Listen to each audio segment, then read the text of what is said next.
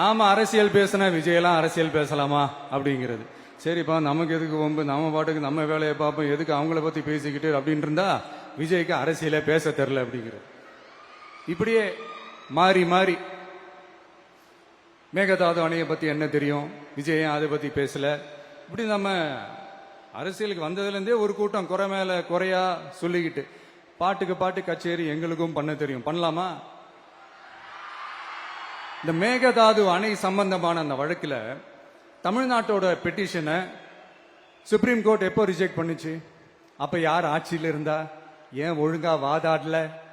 நீங்க ஒழுங்கா வாதாடி இருந்தீங்கன்னா அதை ரிஜெக்ட் பண்ணியிருக்க மாட்டாங்கல்ல. ஏன் ஸ்டாலின் சார் வேணும்னே விட்டுட்டாரா? ஏன் இப்படிலாம் கேள்வி கேட்கலாமா?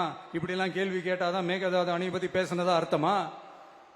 ஏன் அந்த ஸ்டேட் சிஎம் பேசுறாரு, நீங்க ஏன் பேசல? அப்படின்னா நம்ம ஸ்டேட்டோட உரிமையை எங்க நிலைநிறுத்தணுமோ அதுக்காக வேலை பார்க்கறது மட்டும்தான் முக்கியம்.